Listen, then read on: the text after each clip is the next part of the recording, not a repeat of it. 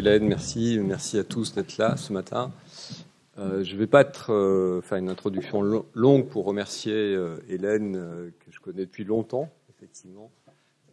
On a été proches dans le cadre de la prise en charge de Stéphanie depuis longtemps.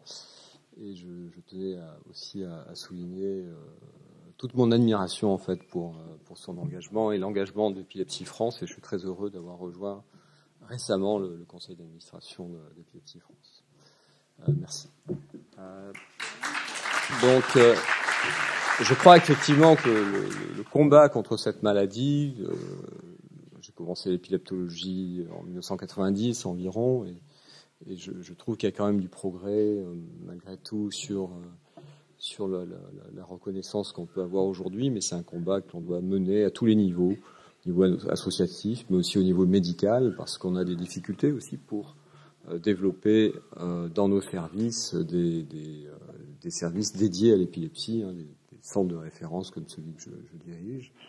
Alors voilà, j'espère qu'on sera plus efficace en étant tous ensemble. Alors Hélène m'a demandé de parler de deux sujets aujourd'hui. Je suis pas sûr d'avoir le temps de faire le deuxième, mais bon, on verra, sinon je le ferai une prochaine fois.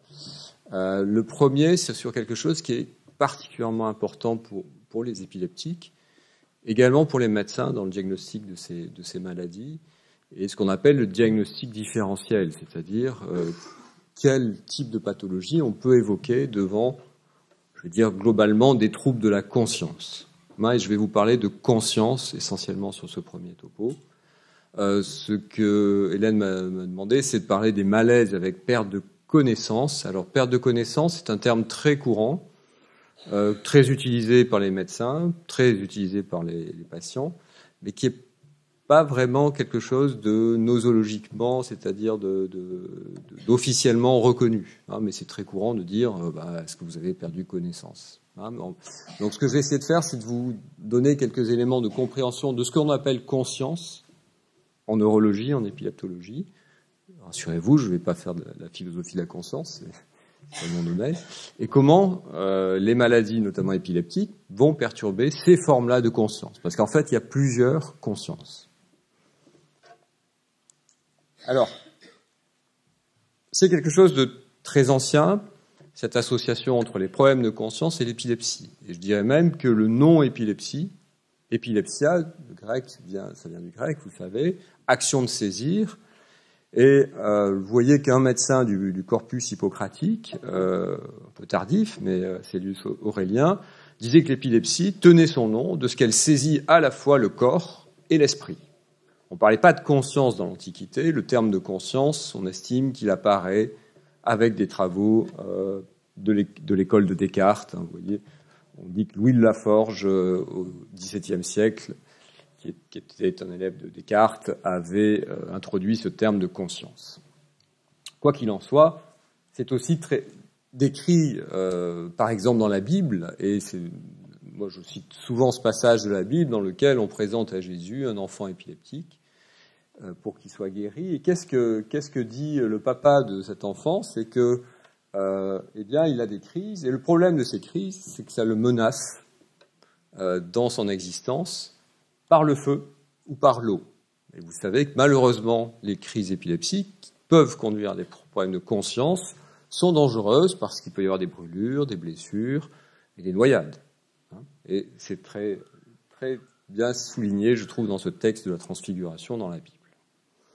Alors, plus récemment, quand on regarde les classifications des crises d'épilepsie internationales, je ne vais pas m'étendre là-dessus, c'est pas le sujet vraiment, mais vous voyez que la conscience, ça c'est la classification de 1981 qui a été très utilisée, mais vous voyez que la conscience est vraiment la première chose qui apparaît quand on classe les crises d'épilepsie. On regardait s'il y avait ou pas une altération de la conscience. C'est un signe majeur, vous le savez, des crises d'épilepsie. Alors ça existe encore dans la classification actuelle, on la met ici sous le terme d'awareness et pas de consciousness, et je vais vous expliquer pourquoi. Qu'est-ce que l'awareness en anglais ? Comment on peut traduire ça ? Sur quel phénomène c'est indexé en français ? Alors, qu'est-ce que la conscience d'abord? Et comment on peut aborder les pathologies qui donnent des troubles de la conscience? La première chose à faire, et c'est très mal connu par les neurologues, les médecins, enfin les neurologues un peu moins, mais les médecins même, c'est comment on va définir la conscience. En fait, c'est déjà un gros problème. D'une façon générale, c'est une expérience subjective. Chacun devine à peu près ce que c'est qu'être conscient. Vous êtes conscient de vos actions, de vos actes, de la scène qui se passe, etc. Et le problème de ce terme de conscience, c'est qu'il a plusieurs sens. On appelle ça la polysémie, plusieurs sens. Alors, le premier sens qui vient parfois en tête, et qu'il faut un petit peu oublier dans ce cadre-là, c'est la notion d'inconscient freudien, de conscience par rapport à l'inconscient freudien. En neuropsychologie, en neurosciences, on ne parle pas du tout de cet aspect-là de conscience un peu métapsychologique. La psychologie cognitive, plutôt que le terme d'inconscient, souvent réfère à des termes de non-conscient ou de préconscient ou d'inconscient cognitif. Donc là, je veux clarifier, on n'est pas dans une interprétation des choses conscientes, inconscientes, avec toute une symbolique derrière. Donc on ne parle pas de cet inconscient-là. Je ne parlerai pas non plus de ce qui est la conscience morale, qui est une autre notion que chacun a en soi, qui est la capacité de juger les actions d'autrui ou de soi-même, cette capacité que l'on a de distinguer le bien du mal. Alors, il y a des études en neurosciences, ce qu'on appelle les études sur le jugement moral. On sait qu'il y a des zones dans le cerveau, il y a différentes formes de jugements moraux. Donc, c'est un sujet qui est quand même étudié en neurosciences, qui n'est pas inintéressant, qui n'est pas inintéressant de discuter, mais qui nous intéresse moins aujourd'hui. Donc ça non plus, je ne vais pas parler de conscience morale aujourd'hui. Si vous avez des questions là-dessus, bien sûr, je peux y répondre dans la limite de mes compétences. Le premier grand type de conscience qui est très important à connaître, c'est ce qu'on appelle la vigilance. Arousal, aussi en anglais. Qu'est-ce que c'est que la conscience-vigilance? Eh bien, c'est un état qui vous permet d'être réveillé. Et c'est l'état de base de toute conscience. Si vous n'êtes pas réveillé, vous ne pouvez pas être conscient. En gros, pour avoir l'expérience consciente qu'on va voir après, il faut que vous soyez réveillé. C'est une condition nécessaire, mais qui n'est pas forcément suffisante à être conscient. Donc, dans le cerveau, ces systèmes de vigilance sont assez bien connus, notamment depuis les années 40, 50, des travaux célèbres de l'école de Pise en Italie, de Moruzzi en particulier, ont montré que dans le cerveau, ce sont des structures assez profondes, situées, vous voyez, dans le tronc cérébral. Alors c'est symbolisé ici par ces systèmes neurochimiques, en fait. Et ce système qu'on appelle le système réticulé, avec une autre région qui s'appelle le thalamus dans le cerveau, vont envoyer des ordres, si vous voulez, au cortex cérébral, vont réveiller le cortex cérébral.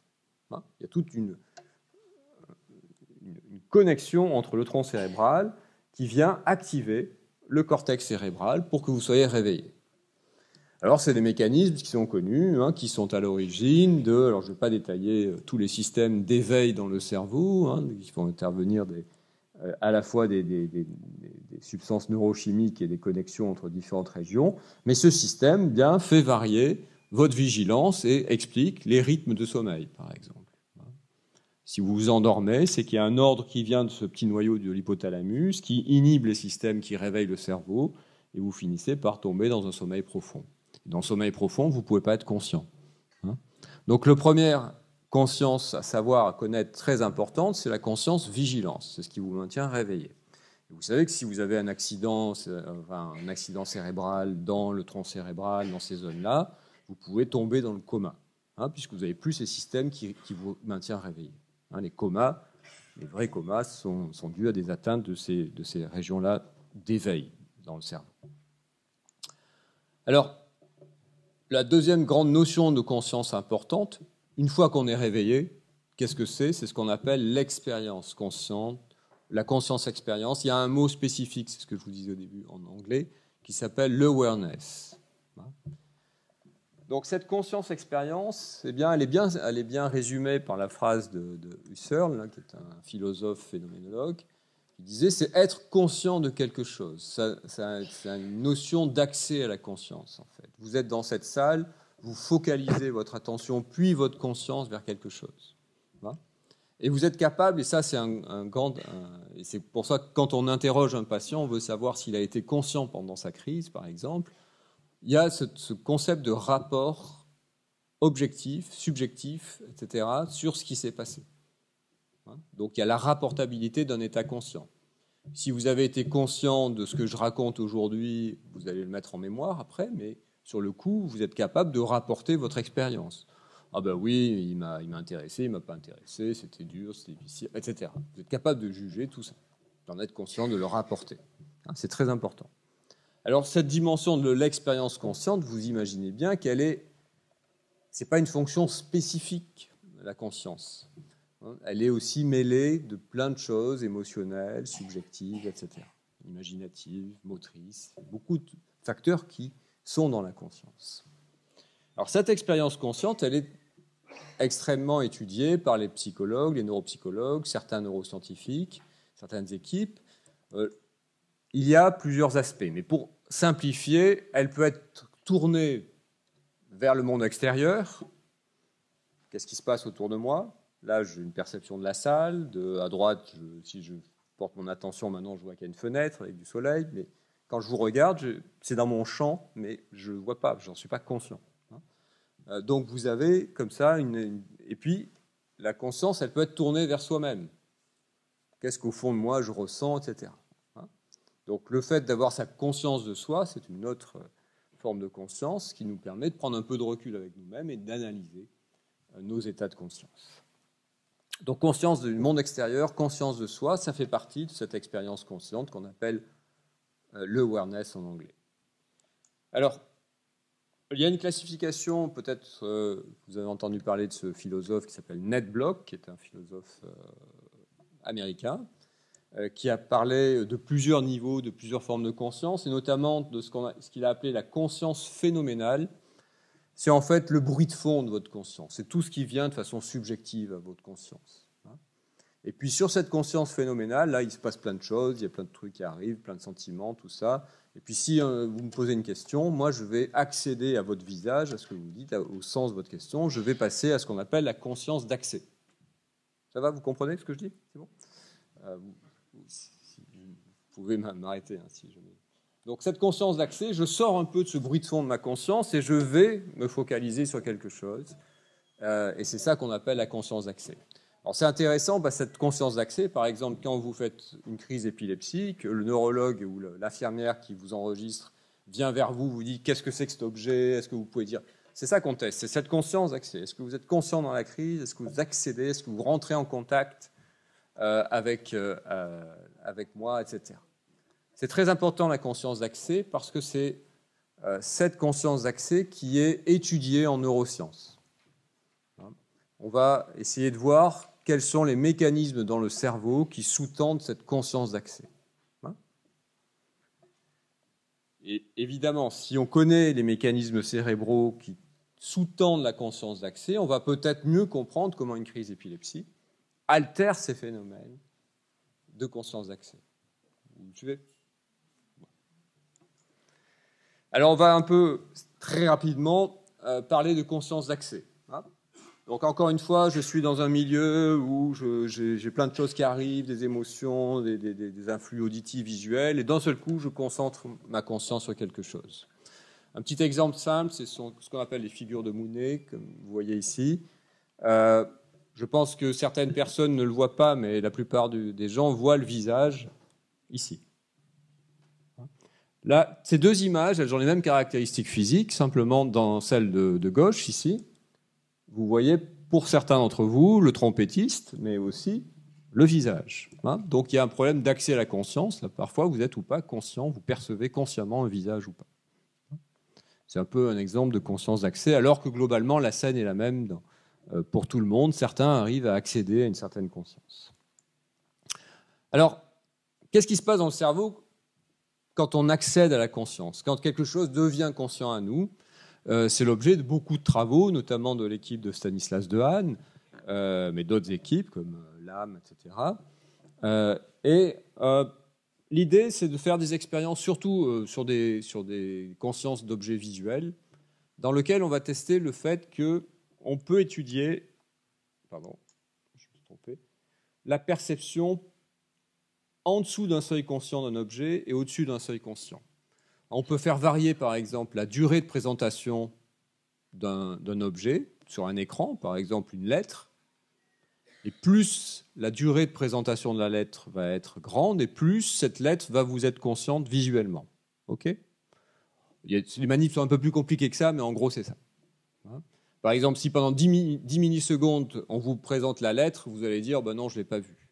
20 millisecondes, je ne sais pas trop. 30 millisecondes, ah oui, c'est un A. Donc vous allez accéder progressivement à votre seuil conscient, plus la durée de présentation est longue. OK ? Donc vous avez un objet qui est présenté très brièvement, donc là, ce n'est pas conscient. Le sujet dit, ben, je ne l'ai pas vu. Le cerveau, quand vous regardez le cerveau, ce qui s'y passe, eh bien, vous ne voyez rien. À un moment donné, vous avez un seuil presque qu'on peut appeler préconscient. Le sujet dit, je n'ai pas vu l'objet. Mais là, le cerveau commence à avoir des modifications. Et ça, c'est très intéressant parce qu'on est juste avant l'accès conscient, juste en dessous du seuil conscient que vous ressentez. Mais le cerveau, il a déjà perçu quelque chose. Et puis, au-delà d'un certain seuil, vous voyez l'objet et le cerveau est aussi modifié, évidemment. Donc, il y a beaucoup d'expériences qui ont essayé de regarder ce qui se passait entre un objet qui n'est pas vu, mais il y a des modifications dans le cerveau, versus un objet qui est vu, qui est consciemment vu, analysé. Et qu'est-ce qui se passe ? Quelle est la différence entre les deux ? Alors, ça suit une courbe comme ça. Le seuil conscient, il varie assez brutalement. C'est une fonction non linéaire. À partir d'un certain seuil de temps de présentation de l'objet, vous finissez par le voir. Hein ? Il y a un moment où vous êtes conscient de cette présentation de l'objet. Hein, donc on peut comparer ce qui se passe dans le cerveau juste avant le seuil et juste à partir dès lors que vous franchissez le seuil conscient, si vous voulez. Alors c'est un peu compliqué ce que je raconte, mais c'est assez simple peut-être sur cette figure à comprendre. Ici c'est le cerveau, qu'est-ce qu'on voit ? Alors ça c'est de l'IRM fonctionnel. Vous savez qu'on peut étudier dans l'IRM fonctionnel l'activation des zones cérébrales dans une tâche. Par exemple, là on présente un objet en dessous du seuil, au-dessus du seuil conscient. Quand l'objet est en dessous du seuil conscient, ce qui se passe, donc le sujet dit « j'ai pas vu l'objet », et qu'on fait de l'IRM fonctionnel derrière, on voit quand même, à partir d'un certain niveau de présentation, une activation des aires cérébrales qui servent à la vision. Donc le cerveau a réagi à l'objet, ici, mais le sujet n'en est pas conscient. Ce n'est pas arrivé à la conscience. Il n'y a pas eu de conscience d'accès. OK ?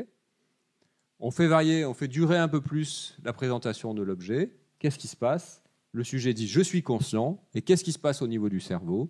Eh bien, en plus de l'activation des aires visuelles que vous avez ici, il y a une activation de régions du cerveau qui sont dans ce qu'on appelle ici le lobe préfrontal, le lobe frontal, et ici la région pariétale. Il y a eu beaucoup d'expériences qui ont montré, en fait, et c'est ça que je voulais vous dire surtout, si ça marche, voilà, que l'accès à la conscience, le fait que j'extrais un objet dans le monde extérieur, j'y accède maintenant consciemment, ça correspond à l'activation de régions du cerveau de façon bilatérale, hein, c'est des deux côtés du cerveau en fait, sur les régions frontales et pariétales. C'est ce qu'on appelle l'espace de travail conscient fronto-pariétal.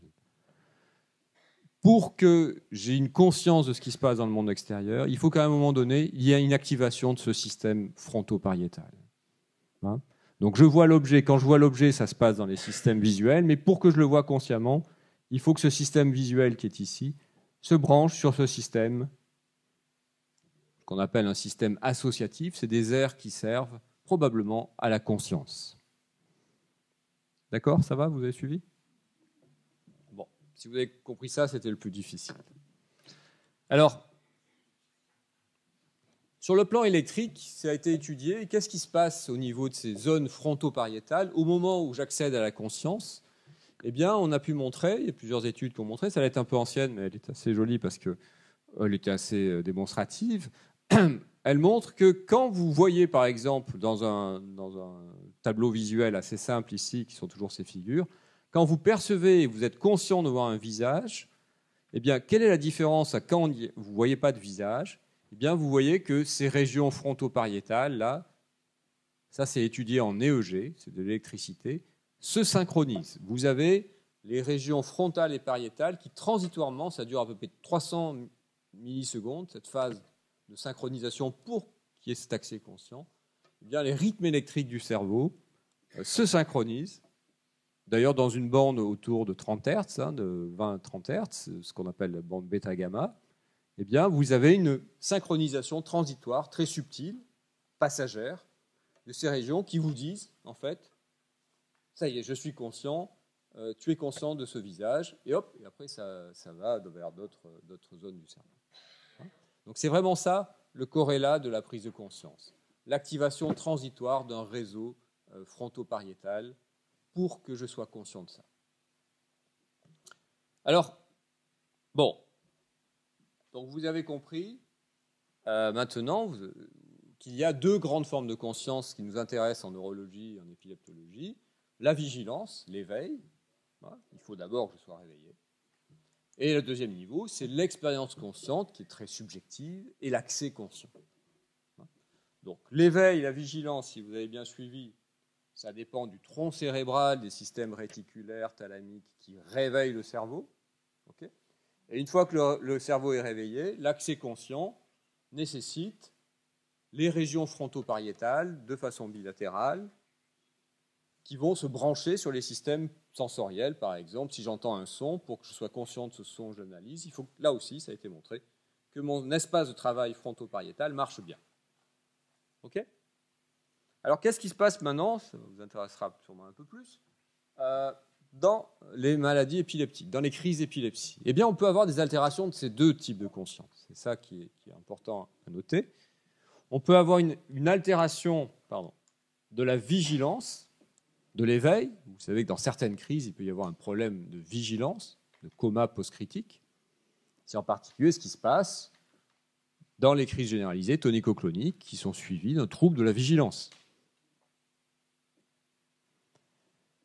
Et par contre, vous avez un deuxième type de conscience qui est les troubles de la conscience-expérience. Quand vous avez des absences, des crises partielles complexes, où il n'y a pas de convulsion, où il n'y a pas de généralisation secondaire, la conscience dont on parle, c'est la conscience-expérience. C'est le contact entre le sujet et son monde extérieur, le sujet qui l'interroge. Vous voyez très bien, si vous faites une crise ou vos proches font une crise, ils ne rentrent plus en contact avec vous, avec le monde extérieur. Pourtant, ils ont l'air réveillés. Ils sont debout, ils n'ont pas de signe de sommeil, ils ne sont pas dans le coma, mais pourtant, ils ne peuvent plus rentrer en contact avec vous. Et ça, c'est une altération spécifique de la conscience-expérience, de l'awareness. C'est très important de faire la différence. Vous voyez que c'est deux choses complètement différentes qu'on met sous le même terme de conscience. Et c'est pour ça qu'à l'interrogatoire, si on dit « est-ce que vous avez perdu conscience ?», nous, on a en tête ces deux formes de conscience, mais le patient, non. Alors, il faut bien expliquer est-ce que vous êtes tombé, est-ce qu'il avait l'air endormi, ou est-ce qu'il n'arrivait pas à interagir, etc. Il faut bien distinguer ça quand on interroge les malades. Et c'est évidemment des distinctions fondamentales parce que c'est des mécanismes cérébraux différents. C'est ce qu'on va voir après. Donc, le contenu de l'expérience peut être modifié dans une crise, parfois de façon subjective, parce que le contenu de la conscience, c'est aussi ce qu'on ressent émotionnellement, par exemple. Vous savez que dans des crises, il peut y avoir des sentiments de peur, de panique, d'angoisse, parfois des sentiments plus agréables, mais c'est beaucoup plus rare. Les crises extatiques sont des crises de bonheur intense, mais malheureusement, ce sont des crises assez rares. Je crois que le cerveau est beaucoup plus fait pour avoir des sentiments négatifs que positifs. Il y a beaucoup de systèmes d'alerte dans le cerveau qui sont mis en jeu dans l'épilepsie, et malheureusement, l'expérience de modification de la conscience dans les crises sont plutôt négatives. Donc aujourd'hui, je n'ai pas le temps de vous parler de ça, ça pourrait faire l'objet de notre conférence, notamment des sentiments de déjà-vu, de déjà-vécu, de réminiscence de mémoire, des sentiments d'extase, où ça vient dans le cerveau. On commence à avoir des idées assez claires de la façon dont ça se passe. Il y a souvent des patients me disent de toute façon, vous ne pouvez pas comprendre mon épilepsie parce que vous ne comprenez rien au cerveau. Je ne sais pas si c'est quelque chose que vous avez un peu en vous. Vous dites, mais de toute façon, c'est tellement compliqué le cerveau, comment ils peuvent soigner un organe auquel ils ne comprennent rien, en gros? Alors c'est vrai et c'est faux. On a une approche scientifique du cerveau, c'est-à-dire qu'on connaît le fonctionnement moyen d'un cerveau. On sait quelles sont les zones du cerveau, quelles sont leurs fonctions, etc. Par contre, ce que je ne sais pas vous dire, c'est vous, à l'échelle individuelle, qu'est-ce qui fait votre personnalité, votre sentiment, votre propre conscience. Hein, ce qui fait votre propre personnalité à l'échelle individuelle. Mais ce n'est pas du domaine du scientifique, ça, ce n'est pas du domaine du médical. Hein. Donc il faut bien faire la différence. On connaît les fonctions du cerveau, les zones cérébrales, on connaît très bien l'anatomie, qu'est-ce qui fait quoi dans le cerveau. Par contre, c'est vrai, je ne peux pas dire pourquoi vous avez telle et telle personnalité, vous avez votre biographie, etc. Mais ça, ce n'est pas du même domaine. Hein. Il faut bien faire la distinction. Donc on connaît bien aujourd'hui les mécanismes de la peur dans les crises d'épilepsie, des sentiments de déjà-vu, on l'a beaucoup étudié, notamment dans mon équipe. Ça ne veut pas dire que je connais très bien le cerveau à l'échelle individuelle d'un individu. Hein, d'abord, la perte de conscience, vigilance. Parce que quand on dit perte de connaissance, en fait, vous allez aux urgences, vous voyez un urgentiste ou un cardiologue. Pour le cardiologue, la perte de conscience, elle est essentiellement vigilance. Si vous demandez à un cardiologue c'est quoi perte de conscience, il va vous dire le sujet tombe et il est inanimé au sol, inconscient. Cette notion d'expérience consciente, c'est très propre à l'épilepsie et au domaine des neurosciences de la conscience. Donc pour le grand public, pour beaucoup de médecins, la perte de conscience, c'est la perte de connaissance, ce qui est un non-sens, parce que awareness en anglais, ça signifie plus connaissance, et donc ça devrait être un terme réservé à la conscience-expérience, en fait. Et non, là, on l'utilise pour la conscience-vigilance. Donc, c'est déjà un premier non-sens. Vous voyez que c'est compliqué. Mais bon. Et dans les questions d'internat, moi, je suis obligé de faire cours aux étudiants en médecine. L'item qui est donné, c'est perte de connaissance.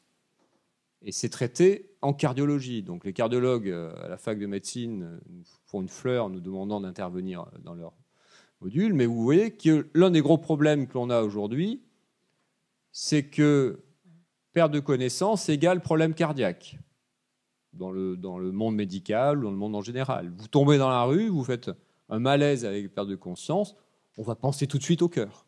On va dire, il a fait un malaise cardiaque. Hein oui, enfin, non, la conscience, c'est pas dans le cœur. Alors, ça peut venir du cœur, mais moi, il me semble que c'est dans le cerveau. Donc, interrogez aussi le cerveau.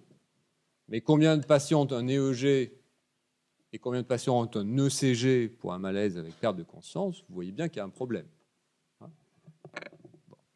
Alors, qu'est-ce qu'il y a derrière cette perte de conscience vigilance, transitoire?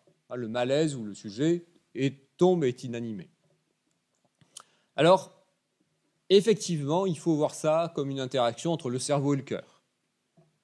Pourquoi? Parce que le cœur est une pompe, pour simplifier, qui envoie du sang au cerveau, et vous savez que sur toute la circulation sanguine, 20%, un cinquième va au cerveau. 20% de votre circulation sanguine part dans le cerveau, qui pourtant est un tout petit organe par rapport au reste du corps. Hein. Donc vous voyez, ça demande beaucoup d'énergie et de sang.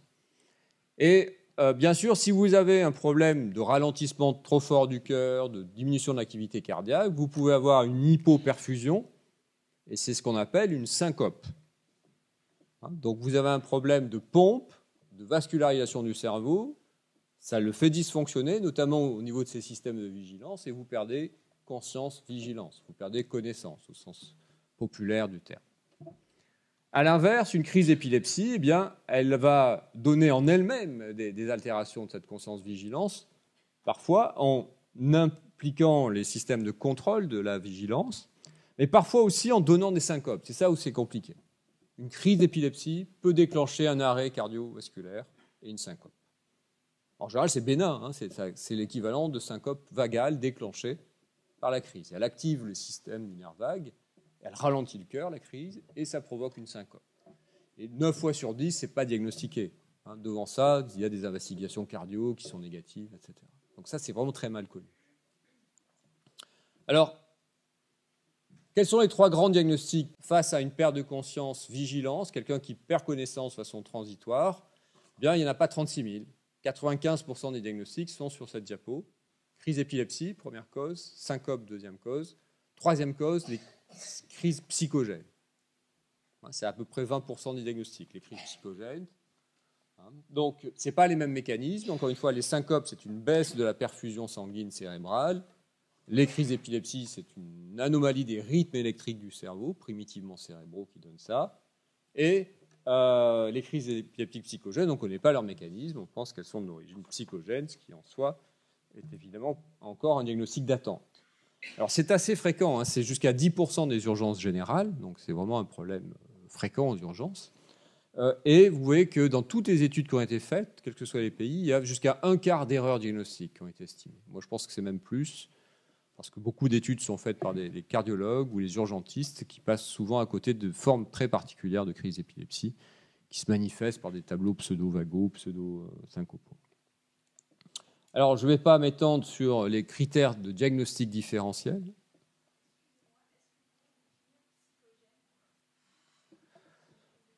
Alors, les crises non épileptiques psychogènes, ce sont des crises qui ne répondent pas à un mécanisme épileptique. Il n'y a pas de modification électrique enregistrable chez ces malades pendant les crises, après les crises, avant les crises. Ce n'est pas de l'épilepsie.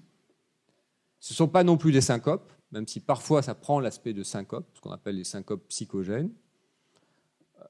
Il y a une perte de conscience, qui est parfois une perte de conscience expérience. On peut avoir des états, ce qu'on appelle dissociatifs, mais qui est très souvent ressemble à une crise d'épilepsie généralisée tonico-clonique. C'est le tableau, je vais vous montrer une vidéo après, le plus fréquent. Pourquoi on dit que c'est psychogène? Parce qu'en général, ça s'intègre dans certaines problématiques psychiatriques, au sens large du terme. Très souvent, vous savez que ce sont souvent des jeunes filles qui, entre 15 et 30 ans, 75% sont des femmes. C'est pas être sexiste de dire ça, je vois que vous... c'est l'épidémio. Les femmes sont plus sensibles à ce genre de problématiques, mais peut-être aussi parce que une partie de ces problématiques sont liées à des traumatismes infantiles. Et dans un tiers des cas, des traumatismes d'abus sexuels.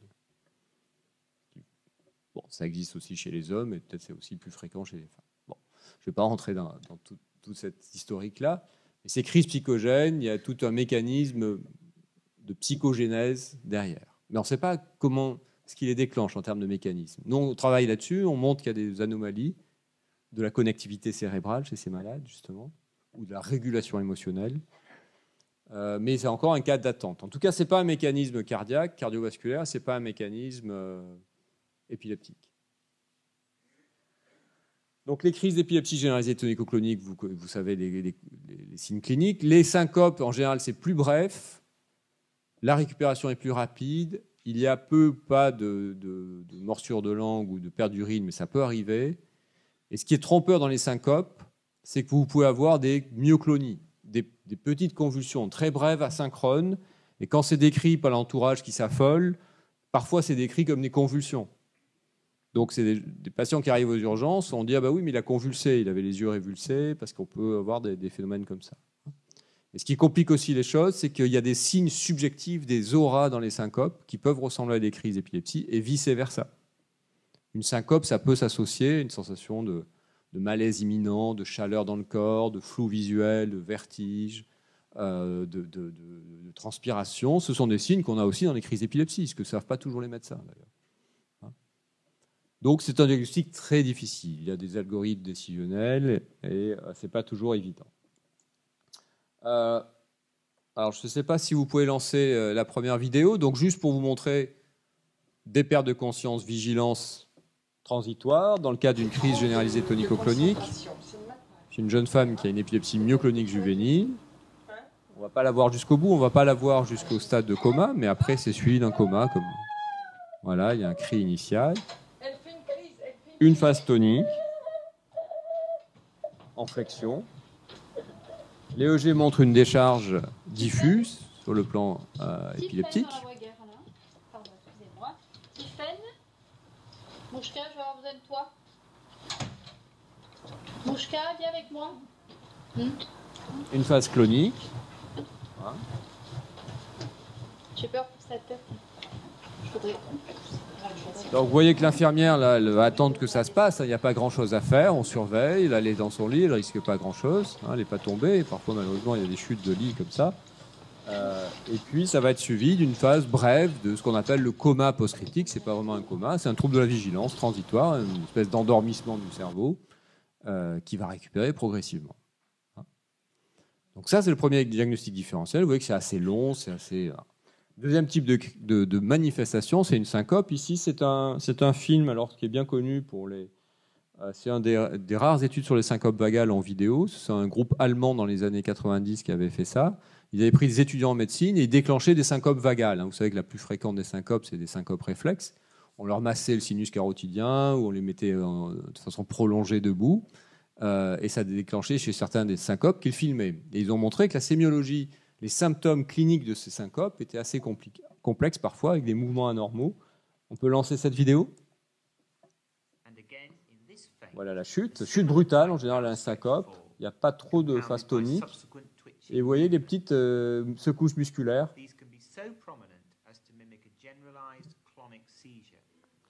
Et qui peuvent être pris à l'interrogatoire. Les gens peuvent dire oui, il y a eu quelques convulsions à la fin.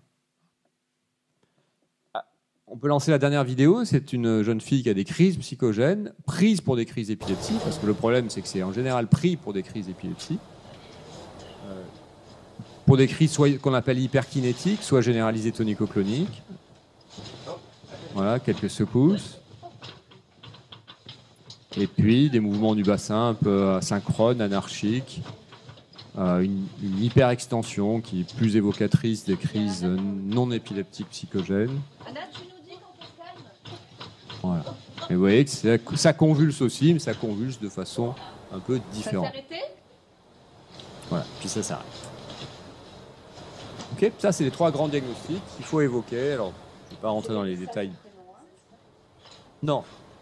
Ça, ce sont des crises psychogènes. C'est une jeune fille qui n'a pas d'épilepsie. Le problème, c'est que parfois, ça s'associe à l'épilepsie. On peut avoir les deux.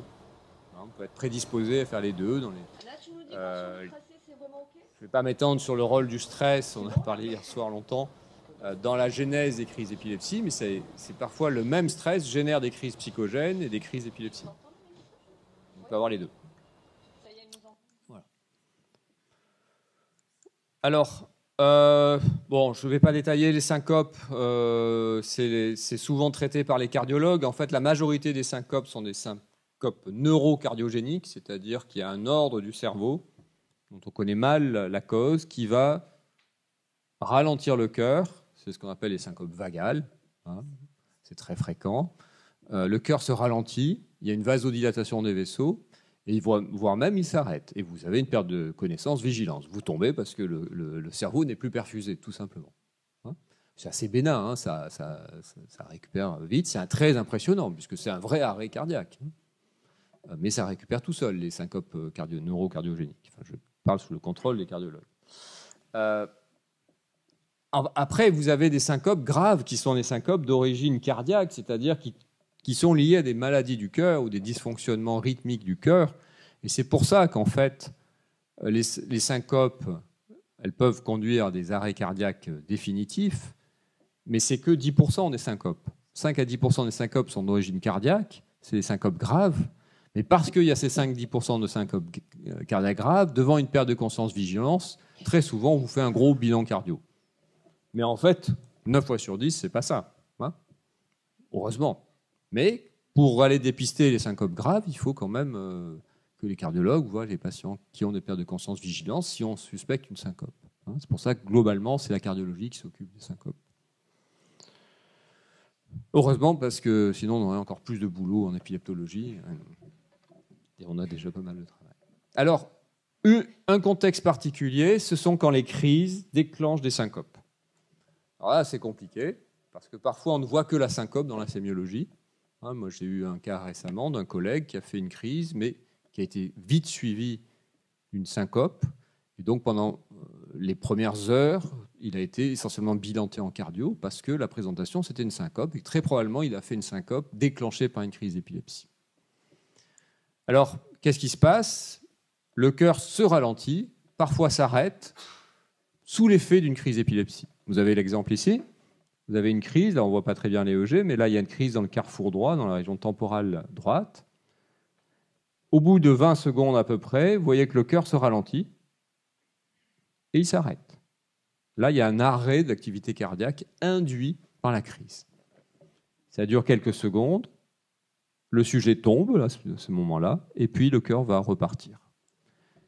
Il n'y a aucun risque de mort subite dans ces syncopes déclenchées par les crises. Le problème n'est pas un risque vital, c'est un risque fonctionnel. C'est-à-dire qu'à ce moment-là, le sujet tombe et se blesse. Il n'y a pas de gravité en soi, ça repart toujours, je dirais. Ce qui est, par contre, c'est dangereux parce que le sujet là, perd conscience, vigilance à ce moment-là. Alors, c'est pas rare, hein, quand on étudie, là c'est l'étude avec un système Reveal, l'activité cardiaque chez les malades épileptiques sur un long terme, eh bien c'est jusqu'à 20% des patients avec une épilepsie pharmacorésistante qui font des asystolies ictales, hein, c'est-à-dire des bradycardies extrêmes et des asystolies dans les crises d'épilepsie. Globalement, quand on fait de la vidéo EEG, c'est beaucoup plus rare, c'est autour de 0,5 à 1%. Mais quand on enregistre sur le long terme ces patients, ça apparaît beaucoup plus fréquemment. Alors voilà une vidéo, si on peut lancer, peut-être que je peux la lancer moi d'ailleurs. Bon.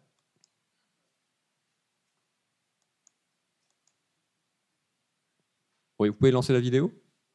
Merci. Donc là, c'est un jeune homme qui a une épilepsie temporale droite, qui va faire une crise et qui, en fin de crise, fait une syncope. Vous allez voir que sa sémiologie change. Voilà, la crise démarre, vous avez une activité pointue qui apparaît sur la région temporale droite. Alors, il ne se passe pas grand-chose dans ces crises, il a une rupture de conscience-expérience, il n'interagit plus. Là, ça va être suivi d'une perte de conscience vigilance, d'une syncope.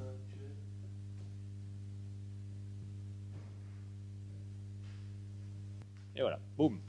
Hein, là, il fait une syncope, en fait. Il a un arrêt, alors on ne voit pas son ECG, il est caché par le muscle. Et vous avez quelques secousses musculaires qu'on voit dans les syncopes. Hein, donc la sémiologie change. Donc c'est des phénomènes qui sont importants à identifier, à traiter. Donc si on arrive à traiter l'épilepsie, on traite les syncopes, bien sûr. Le problème, c'est les épilepsies pharmacorésistantes. Si on peut opérer ces malades, les syncopes disparaissent. Par contre, si c'est des malades inopérables, certains doivent être équipés de pacemakers pour empêcher ces syncopes déclenchées par les crises d'épilepsie. Ça, c'est très, très important. Voilà, alors, je sais. Le dernier aspect très important, beaucoup plus compliqué en fait à diagnostiquer peut-être et à manager, c'est la perte de conscience expérience, c'est la perte de contact, si vous voulez. Souvent appelée absence par les malades ou même par les médecins, qui est donc cette altération spécifique de l'interaction du sujet qui est bien réveillé, mais qui n'arrive plus à interagir avec le monde extérieur. Okay, et avec lui-même. Hein. Souvent, il y a une perte de conscience du soi. Alors, qu'est-ce que ça donne sur le plan de la sémiologie? Ben, vous avez un exemple ici, on peut lancer la vidéo. Ici, c'est un patient que je suis aussi, qui est en SEEG, qui a des électrodes dans le cerveau. Vous voyez qu'il est bien réveillé, il commence sa crise, c'est une crise temporale gauche, il a des petits automatismes. Regardez-moi, tirez-moi la langue. Et il n'interagit pas du tout avec l'infirmière. Bonjour, monsieur. Vous pouvez me donner la main, s'il vous plaît? Vous pouvez me donner la main? Regardez-moi. Regardez-moi. Il mâchonne un peu. Donc, il a des automatismes. Il n'interagit pas du tout avec le médecin. Il mâchonne un peu. Vous pouvez tirer la langue. Tirez la langue. Ah, mais il est bien réveillé, hein, vous êtes tous d'accord. Ah, il n'a pas l'air endormi. Donc la vigilance est normale. Alors, il a des petits automatismes, des petits bruits de bouche, avec la bouche. Bonjour. Vous pouvez me dire votre Voilà. nom? Donc c'est ça qu'on appelle altération du contact dans une crise d'épilepsie, altération de l'awareness, le terme anglais, ou de l'expérience consciente. Vous pouvez me dire ce que Alors c'est? ce qui est important, c'est qu'après la crise, il est incapable de rapporter un contenu conscient. Ah, il n'a aucun souvenir, aucune rapportabilité consciente. Un autre grand type de crise avec ce type d'altération de la conscience spécifique, c'est les absences. Les absences épileptiques, vous savez que ce sont des crises généralisées cette fois-ci. Tout à l'heure, c'était une crise partielle, crise focale temporale. Là, c'est une crise généralisée vous avez, en début d'absence, une altération brutale de l'EEG qui devient rythmique de façon bilatérale. Ça dure 30 à 60 secondes. Et pendant l'absence, on peut lancer la vidéo. Vous savez que le sujet, là aussi, perd conscience, expérience. Il est bien vigilant. Voilà un exemple. 91, Une adolescente. 89, 87. Voilà, elle va arrêter de compter. Quelques petits automatismes. Mais dès que la décharge s'arrête, elle reprend. Voilà. Hein? Absence. C'est ce qu'en épileptologie, on appelle une absence. Alors souvent, on dit aux gens, est-ce que vous avez une absence, même s'ils ont des crises focales, mais ce qu'on appelle absence en épileptologie et en nosologie des maladies épileptiques, c'est vraiment cette rupture de conscience associée à une décharge de point onde généralisée de cette anomalie sur l'EEG. Et ça se voit dans les épilepsies généralisées, idiopathiques notamment. Alors tout ça, ce sont des troubles de la conscience-expérience. C'est assez fréquent, donc je vous l'ai dit en début de topo, c'est 100% des absences par définition, et vous voyez que dans les crises partielles, focales, c'est assez fréquent, entre 70%, 80% des crises, quelle que soit la zone du cerveau impliquée. Alors, c'est aussi, vous savez, cette conscience altérée, un critère de sévérité de l'épilepsie. C'est très important de savoir si un malade perd conscience dans ces crises, même expérience, parce que c'est une perte de contrôle. Si vous êtes plus conscient de ce que vous faites, vous êtes soumis à des risques. Il y a beaucoup d'études qui montrent que le fait de perdre conscience, c'est un risque majeur d'accident, de brûlure, etc. Donc pour nous, pour vous, c'est un critère majeur de sévérité d'épilepsie. Une des conséquences les plus classiques, c'est le permis de conduire. Si vous perdez conscience, même expérience, et pas vigilance, souvent les patients me disent « mais j'ai pas de convulsion ». Non, mais vous n'êtes plus là pendant quelques secondes et ça suffit à vous rendre dangereux pour vous et pour les autres. Et ça a été montré notamment par des simulations de conduite automobile. Il y a une étude de l'équipe de Blumenfeld aux États-Unis qui montre bien qu'en simulation de conduite automobile, eh bien, les gens qui font soit des absences, soit des crises partielles complexes ont un taux, alors je ne sais plus où est la dia, un taux d'accident important en simulation de voiture par rapport à ceux qui ont des crises focales sans perte de conscience. Donc c'est bon. Alors il y a souvent un mythe que disent les neurologues ou les médecins, c'est que le patient épileptique, quand il conduit, risque moins de faire de crise. Et donc il peut conduire. Je ne sais pas si on vous a déjà dit ça.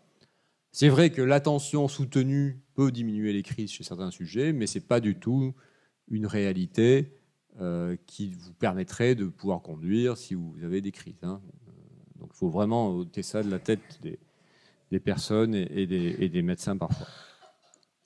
Alors qu'est-ce qui se passe quand on perd conscience, expérience dans une crise? Et pour finir, je vais parler un peu des mécanismes et comment on peut arriver à les traiter, en dehors des médicaments, en dehors de la chirurgie, en dehors de ce dont on va parler après. D'abord, comment on la définit? Bien, très simplement, la définition la plus classique, c'est quand vous enregistrez une crise d'épilepsie chez un sujet, c'est qu'il n'arrive pas à répondre aux consignes, donc il y a un ordre verbal, il ne répond pas à vos consignes, fermez les yeux, levez les bras, etc. Et il n'arrive pas non plus à rapporter un contenu conscient dans ces crises. Donc c'est les deux grands critères de perte de contact de cette conscience-là. On les a un peu développés dans certaines équipes, dont la mienne, avec des échelles plus compliquées, plus complètes, où ça nous permet de grader le niveau d'altération de la conscience. Par exemple, dans cette échelle, on la code de 0 à 9. Je ne vais pas détailler ça, mais ça nous permet d'avoir une idée un peu plus précise du degré d'altération de la conscience, expérience, pendant les crises. Alors, qu'est-ce qui se passe? Je reviendrai un peu là-dessus. Qu'est-ce qui se passe dans les... Ah oui, simplement, si on utilise ce genre d'échelle, ce dont on se rend compte, c'est que vous avez des crises d'épilepsie qui n'altèrent pas la conscience, des crises temporales par exemple. Vous voyez que le score est à 0, ça veut dire qu'il n'y a pas de rupture de contact. Le sujet est capable d'interagir pendant la crise avec son environnement. Il y a des crises où vous avez une altération massive du contact, comme le patient que je vous ai présenté. Aucune interaction quasiment, un score maximum autour de 9, 8.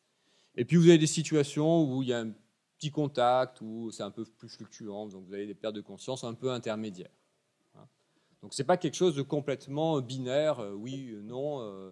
ça peut être un peu fluctuant, un peu partiel, un peu plus atténué, la perte de conscience. Donc la grande question qui évidemment se pose, c'est comment une épilepsie, notamment focale, peut altérer, je vous l'ai dit tout à l'heure, ces systèmes de conscience-expérience qui sont dans le cortex frontal et pariétal. Comment ça peut altérer ça, alors que le début est parfois dans le lobe temporal, parfois dans le lobe frontal? Comment ça marche? Qu'est-ce qui se passe?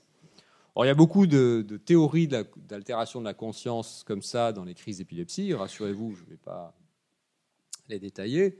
Les deux équipes aujourd'hui qui ont proposé des théories plus récentes, c'est notre équipe à Marseille et puis l'équipe de Hal Blumenfeld aux États-Unis. Mais enfin, c'est des choses assez proches. Je vais vous expliquer en 3 secondes. Blumenfeld a notamment fait des études en SPECT, c'est-à-dire en débit sanguin cérébral étudié pendant les crises d'épilepsie, peu importe la technique, mais on peut apprécier comment les régions du cerveau sont perfusées pendant les crises d'épilepsie. Et ce qu'il a montré, c'est que quand il n'y a pas de perte de conscience, vous voyez qu'ici la perfusion cérébrale dans le lobe frontal et pariétal est préservée, ça continue à marcher, le workspace de conscience continue à marcher, c'est logique. Par contre, dès lors que vous avez des crises avec perte de conscience, vous voyez, vous avez des altérations de la perfusion des systèmes fronto-pariétaux.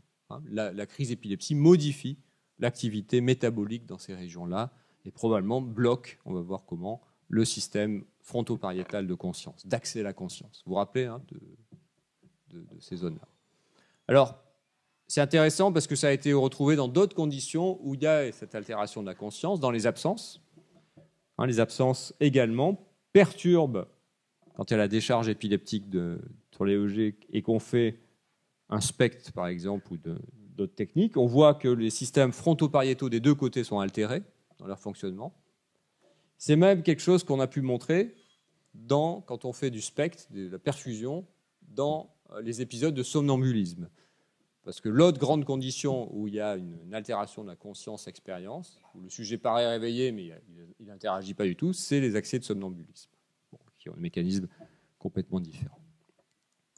Alors, nous, on s'est intéressé à cette perte de conscience à travers ces mécanismes par l'intermédiaire d'enregistrements stéréo EEG. Vous savez que dans le bilan pré-chirurgical des épilepsies, on peut être amené, on en parlera tout à l'heure, à mettre des électrodes dans le cerveau, enregistrer les crises in situ. Donc on a un accès comme ça au démarrage des crises et à leur propagation dans différentes zones cérébrales. Alors l'idée ici, c'était de regarder comment une crise d'épilepsie, qui naît par exemple dans le lobe temporal, vous savez que c'est une dynamique, une crise d'épilepsie, avec le temps, au bout de quelques secondes, elle va avoir tendance à se propager dans beaucoup de régions en fonction des connexions anatomiques. Et ce qu'on a montré, c'est que c'était quand la crise d'épilepsie quittait le lobe temporal, allait envahir les systèmes fronto-pariétaux, ces fameux systèmes de conscience-expérience, et bien finalement, que l'altération de la conscience arrivait. C'est pour ça qu'on peut avoir au début de crise une conscience préservée, qui permet aux patients d'avoir une aura, une sensation subjective, une sensation dans l'estomac, sensation de bourdonnement d'oreille, des choses comme ça. Et puis après, quand la crise progresse, il apparaît la rupture de conscience, parce que la crise se propage à ces systèmes de conscience fronto-pariétaux. Alors on peut le montrer de façon plus quantifiée en utilisant des techniques de traitement du signal qui étudient la synchronisation des rythmes EEG. Vous savez qu'on dit souvent qu'il y a une hypersynchronie dans l'épilepsie, c'est souvent dans les définitions. À l'échelle cérébrale, ce qui se passe, c'est que quand une crise se développe dans le cerveau, vous avez un exemple ici, je ne sais pas si vous voyez bien la diale, eh bien, il y a une augmentation de la synchronisation des rythmes EEG entre eux. Et cette augmentation des rythmes EEG entre eux est très pathologique. Il y a trop de relations dans les rythmes cérébraux. Il y a une hypersynchronie, une liaison anormale des régions du cerveau entre elles. Alors c'est ce qu'on appelle des modifications de la connectivité. Vous savez que la connectivité cérébrale, c'est fondamental pour le fonctionnement du cerveau. Il y a 80 milliards de neurones à peu près dans le cerveau qui sont connectés entre eux. Donc ça fait beaucoup de connexions.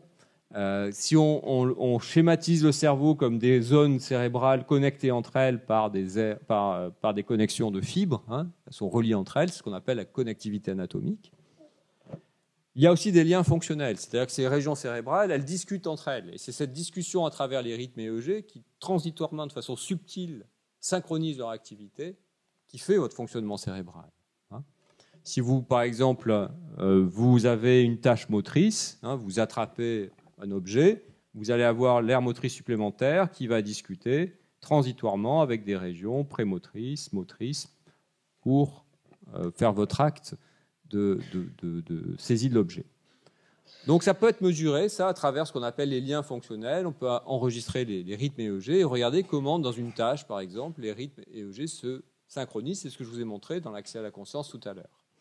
La crise d'épilepsie, elle bouleverse tout ça. Elle arrive, elle modifie fondamentalement les rythmes EEG, ce qui fait qu'elle crée dans certaines régions des liens anormaux entre les zones cérébrales. Il y a une hypersynchronie excessive. Et ce qu'on a montré, je vais passer assez vite, c'est que quand une crise continue dans le cerveau, ça c'est des liens fonctionnels. On a regardé comment, au cours du développement d'une crise, les zones du cerveau communiquaient entre elles. Vous voyez qu'il y a une hyper-synchronisation des rythmes entre les zones cérébrales quand la crise se propage. Et ça, c'est très corrélé à la perte de conscience. On l'a montré dans plusieurs travaux, notamment dans ce premier travail, où, alors je ne vais pas détailler, rassurez-vous, on a simplement regardé comment l'excès de synchronisation déclenché par la crise était lié à la perte de conscience, en regardant notamment les patients qui avaient une perte de conscience importante versus ceux qui avaient une perte de conscience faible ou nulle. Et quand on fait ça, on se rend compte effectivement que le niveau de synchronisation dans les régions cérébrales, notamment ici c'est dans les régions fronto-pariétales, est beaucoup plus forte quand vous perdez conscience que quand vous ne perdez pas conscience expérience. Alors, je vais passer là-dessus. Ce qui est très intéressant, c'est qu'il y a un lien direct, non linéaire, mais très significatif, entre le niveau de synchronisation dans l'espace de travail fronto-pariétal, c'est-à-dire le degré de synchronisation anormal des rythmes EEG, et le niveau d'altération de la conscience. Il y a cette relation très particulière, non linéaire, entre les deux. Ça veut dire que plus les régions fronto-pariétales se synchronisent de façon excessive à cause de l'épilepsie, plus ce système dysfonctionne et plus important est la perte de conscience. Vous voyez que c'est à cette relation. Alors il y a des pertes de conscience intermédiaires, elles sont sur cette partie-là de la courbe sigmoïde. C'est comme s'il y avait un effet seuil, un peu comme dans la conscience, dans l'accès à la conscience. Il y a quelque chose de commun, ça. C'est-à-dire qu'à un moment donné, c'est trop synchronisé dans le workspace fronto-pariétal, vous ne pouvez plus avoir un accès à la conscience. C'est ça que ça veut. Alors c'est intéressant, pourquoi ce concept-là? Parce qu'on peut imaginer des traitements qui vont déplacer ce seuil ou essayer de baisser cette synchronie excessive. Probablement, dans certains médicaments le font. Mais ce qui peut le faire aussi, c'est la stimulation. Et une des hypothèses, alors c'est commun à d'autres crises, je vais passer, l'idée de la neurostimulation. Vous savez que la neurostimulation, c'est stimuler le cerveau pour le rendre moins épileptique dans ce cadre-là. Une des possibilités de son action, c'est de diminuer la synchronisation. Et c'est ce qu'on a montré avec la VNS, la stimulation du nerf vague. Quand elle marche, vous savez que parfois ça diminue l'impact de la perte de conscience dans les crises, la VNS, la stimulation vagale. Quand ça marche, qu'est-ce que ça fait sur le cerveau? Ça diminue effectivement. Vous voyez ici le taux de synchronisation excessive qui peut exister dans l'épilepsie. En rouge, ce sont les répondeurs à la VNS. Donc vous voyez que les répondeurs ont un taux de synchronisation en période on plus basse qu'en période off et plus basse que les non-répondeurs. Donc il y a d'autres expériences qui montrent que l'action de la VNS, quand ça marche, est probablement liée à cette diminution de la synchronisation des rythmes EEG. C'est, à mon avis, le mécanisme essentiel de la stimulation du nerf vague. C'est probablement un mécanisme aussi impliqué dans d'autres formes de stimulation, qui sont les stimulations du noyau antérieur ou postérieur du thalamus. Vous savez que maintenant, dans l'épilepsie, je pense que Guillaume Porcher va en parler après, on peut stimuler le thalamus pour diminuer la fréquence des crises et l'impact des crises d'épilepsie sur le cerveau. Ce qu'on a montré récemment, c'est que quand on stimule un des noyaux du thalamus pendant une crise d'épilepsie, on peut raccourcir la crise. Et surtout, ce que vous voyez ici, c'est qu'on baisse le niveau d'altération de la vigilance. Probablement, ça c'est des travaux qui sont en cours, en baissant le niveau de synchronisation dans le workspace fronto-pariétal. Voilà, je pense que c'était ma dernière diapo. j'espère que je ne vous ai pas trop perdu dans ces méandres de la conscience. Vous voyez que au départ, ça peut paraître simple, mais en fait, si on veut vraiment comprendre, il faut aller un peu dans le détail de ce qu'est la conscience-vigilance, la conscience d'accès, comment c'est modifié dans les crises. Au départ, je pensais que ce serait assez court, mais finalement, pour que vous compreniez, je pense qu'il fallait aller dessus. Surtout, ce que je voulais vous montrer, c'est qu'il y a des espoirs thérapeutiques en travaillant sur ce niveau de synchronisation dans l'espace de travail conscient, en essayant de diminuer, de trouver les bons paramètres pour diminuer ça, parce que finalement, au fond, un patient qui ne perd plus conscience dans ses crises est un patient qui est presque guéri de son épilepsie, en tout cas qui est beaucoup moins gêné. Voilà, je vous remercie déjà pour avoir été vigilant, et j'espère aussi un peu conscient de ce qui s'est passé.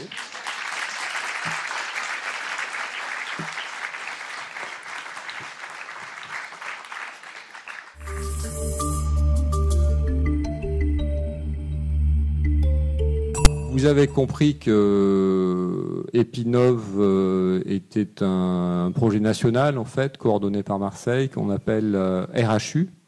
Donc les RHU, c'est des programmes de recherche liés à des financements du ministère de la Recherche sur les projets d'investissement d'avenir. Donc c'est des projets à haut financement et à haut risque aussi, en fait. C'est l'idée de ces financements. Donc c'est, pour donner une idée, à peu près 6 millions d'euros sur 5 ans à investir dans ce type de projet. Alors qu'est-ce que c'est ? C'est basé sur une modélisation du cerveau qu'on appelle le cerveau virtuel. Alors, dans le cadre de la chirurgie d'épilepsie, dont on va vous parler, le docteur Poncher, là je passe. Donc on est dans les épilepsies focales. Vous savez que ces épilepsies naissent dans une zone du cerveau et la chirurgie va essayer, théoriquement, d'enlever cette zone. C'est ça le but. Alors, je vais passer ça. C'est ça. Alors, le problème de la chirurgie, en fait, pourquoi on a besoin de progresser dans le domaine, c'est qu'elle est efficace, mais dans un certain nombre de sujets. En gros, vous avez 70% des patients avec une épilepsie temporale qui bénéficient d'une chirurgie d'épilepsie de façon significative, 40 à 50%, parfois plus. Ici, dans l'équipe à Marseille et en France, globalement, on est autour de 60%, par exemple, pour les épilepsies frontales. Mais on a jusqu'à 40-50% d'échecs, globalement, de la chirurgie d'épilepsie.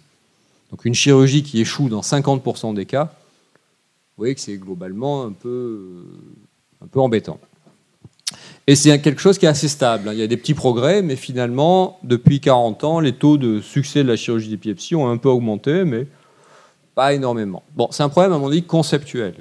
Qu'est-ce qu'on opère, où on opère, et comment on définit ce qui est épileptique dans le cerveau. Et une des approches qu'on a choisies depuis longtemps à Marseille, c'est de considérer qu'on n'est pas face à des foyers très focaux dans le cerveau, mais plus des maladies de réseau, avec des réseaux épileptogènes qui sont des systèmes très hiérarchisés dans le cerveau. Vous avez des structures très épileptogènes qui génèrent les crises, qu'on appelle le réseau de la zone épileptogène, et puis des systèmes de propagation, mais qui sont aussi assez épileptiques. C'est pour ça qu'on ne peut pas arrêter le traitement quand on enlève ce qui est rouge là, ce qui est la zone épileptogène. Cette zone dans le cerveau qui génère les crises, c'est ce qu'on appelle la zone épileptogène, c'est ça qu'on enlève chirurgicalement au maximum. Mais la limite entre ce qui est très épileptique dans le cerveau, moins épileptique, puis pas épileptique, tout ça c'est assez flou et difficile à définir. Donc quand on est en chirurgie d'épilepsie, on met dans le cerveau de nos patients, après le bilan pré-chirurgical, des électrodes intracérébrales. On peut quantifier le signal, définir les zones du cerveau qui génèrent les crises, qui les propagent. On peut mettre ça, maintenant on a des outils de quantification, on n'est plus à simplement analyser les EEG simples. On quantifie les EEG, on peut mettre dans l'IRM du sujet des marqueurs d'épileptogénicité. Ici vous avez un exemple où on a mis dans l'IRM du sujet les électrodes et puis les points de départ des crises et d'autres marqueurs qu'on appelle des marqueurs intercritiques.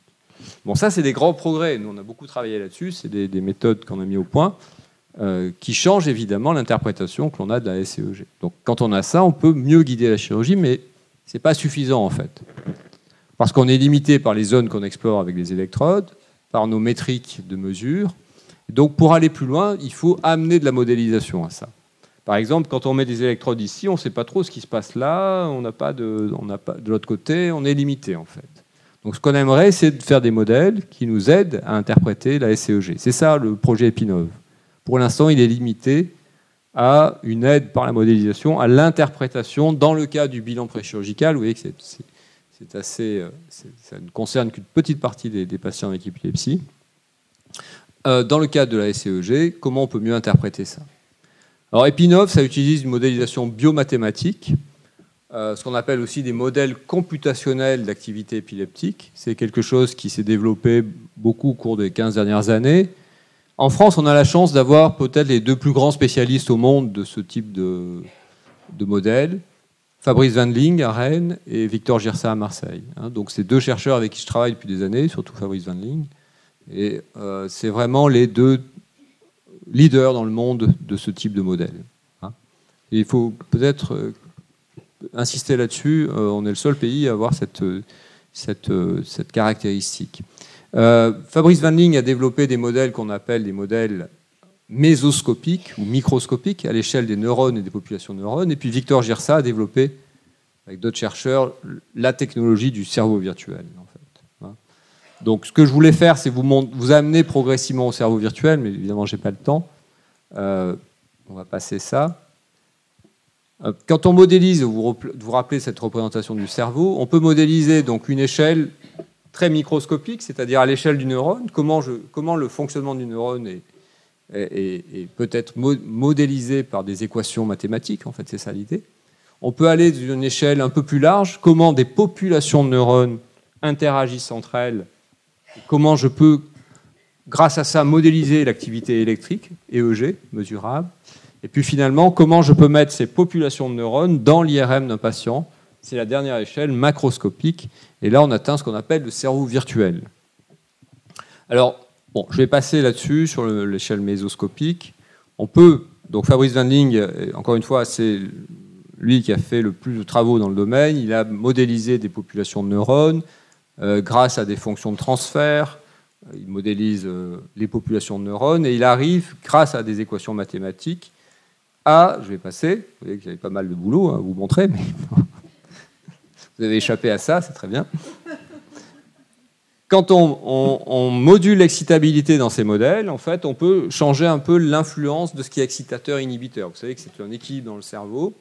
Et on peut finalement, dans ce système-là, faire apparaître des pointes. Le modèle peut faire des pointes qui ressemblent à des pointes épileptiques. Il génère des pointes. Il peut générer des activités normales. Quand on modifie un peu le modèle, on peut lui faire même des crises. Ça, c'est des crises dans l'ordinateur, simulées. On a augmenté l'excitation, baissé l'inhibition, et le modèle génère des crises d'épilepsie avec des fréquences très proches de ce qu'on observe chez l'homme. Donc on a la possibilité d'expliquer des transitions entre l'état intercritique, critique, et poser des hypothèses physiopathologiques. C'est très intéressant. Alors, bon, je peux vous montrer une petite vidéo, par exemple. Ça, c'est dans l'ordinateur. C'est quelque chose qui est généré. On baisse l'inhibition et vous avez des pointes qui apparaissent. L'ordinateur fait des pointes et puis on augmente l'excitation et il finit par faire des crises. Voilà, ça c'est une crise. C'est du signal simulé, mais ça ressemble beaucoup à du signal humain vrai.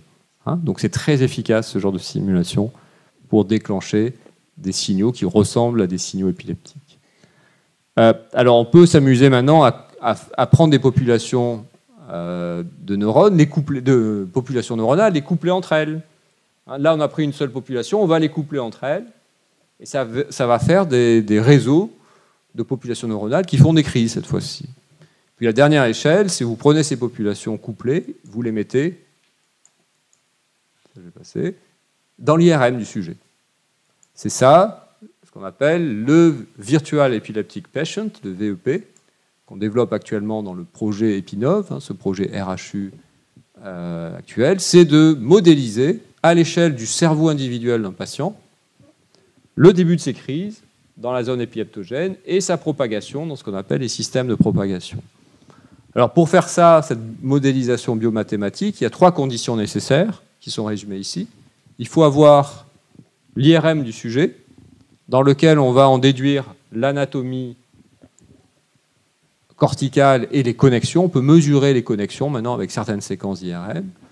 Dans l'IRM, on va choisir des points qui sont les régions cérébrales. On va mettre au point choisir, environ 200 points, un modèle de population neuronale, un modèle bioinformatique de population neuronale, qui est capable de générer ces modèles d'activité électrique dont je vous ai parlé précédemment.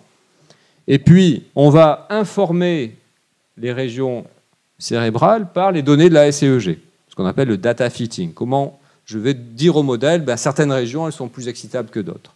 On va se servir des enregistrements en SEEG. Donc, on va combiner tout ça. Cette combinaison, elle est résumée dans cette diapositive. Oui, alors le modèle est particulier, c'est ce qu'on appelle l'épileptor.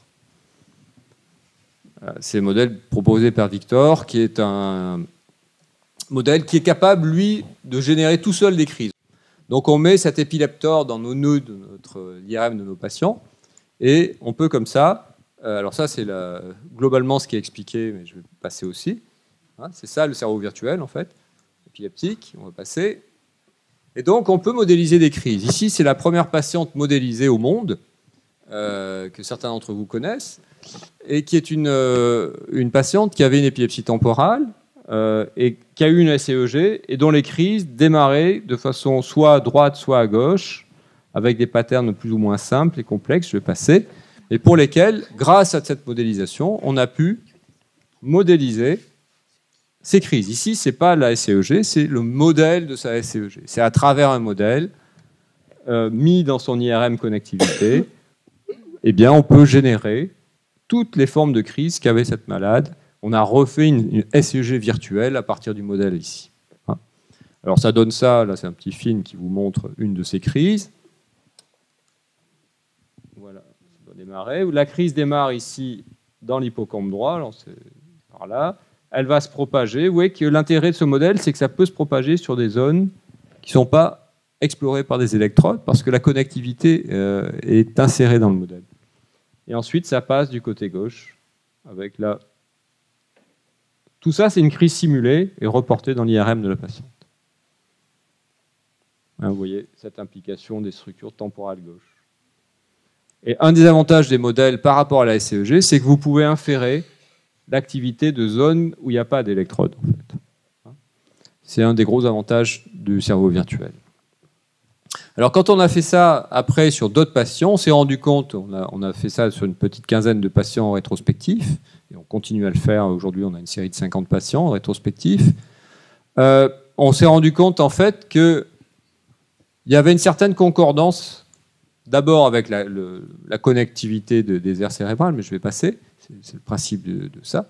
Mais surtout qu'il y avait un certain lien avec le pronostic chirurgical. C'est-à-dire que plus il y avait une adéquation entre le modèle et ce que moi j'avais interprété de la SEEG, et meilleur était le pronostic. Alors que s'il y avait une certaine discordance entre ce que moi j'avais interprété dans la SEEG et le modèle, le pronostic était moins bon, chirurgical.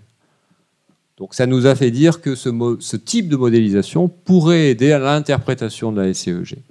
Et c'est ce qu'on a proposé et qui a été accepté en 2017. Donc le début de ce projet, c'est janvier 2018. Donc d'essayer d'améliorer la chirurgie d'épilepsie, l'interprétation de la SEEG, à travers ce type de modélisation cérébrale. C'est le projet Epinov. Donc ici, dans ce projet, qu'est-ce qu'on va faire? On va impliquer 11 centres de chirurgie d'épilepsie, dont Bordeaux. Et on va tirer au sort les patients. Après la SEEG, il y a une randomisation. Certains patients auront la SEEG plus le résultat du cerveau virtuel et d'autres n'auront pas le cerveau virtuel. Puisqu'on ne sait pas exactement quel est l'apport de cette technique, il faut comparer un groupe qui l'a, un groupe qui l'a pas. Ça, c'est souvent ça dans les essais, on randomise. Et on va voir à la fin s'il y a des différences dans la stratégie chirurgicale, dans le résultat chirurgical, sachant que tous les patients, à la fin de l'étude, sont modélisés, et que les équipes pour lesquelles les patients n'ont pas été tirés au sort dans le groupe cerveau virtuel auront à la fin le résultat et pourront in fine changer éventuellement leur stratégie.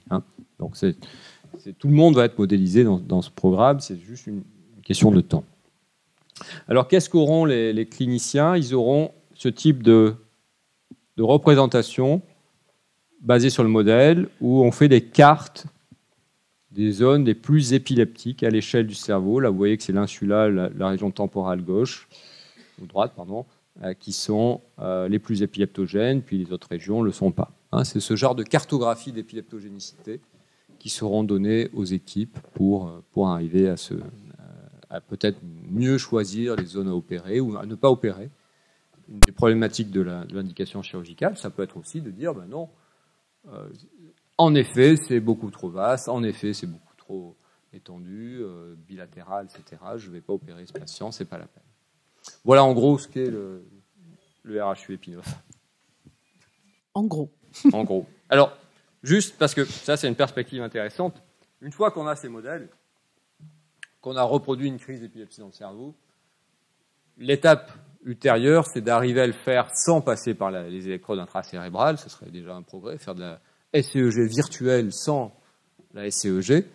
Et surtout, arriver à prédire des effets de stimulation, ça c'est un travail qui est en cours, et de prédire l'effet de la chirurgie en faisant de la chirurgie virtuelle. On a 2 papiers qui sont en cours de publication, dans lesquels on simule sur le cerveau virtuel de la chirurgie, on regarde si les crises continuent, comment elles sont stoppées, quelles sont les zones clés à enlever, à modifier, pour que les crises stoppent chez un patient donné avant même qu'il soit opéré. C'est ça le but.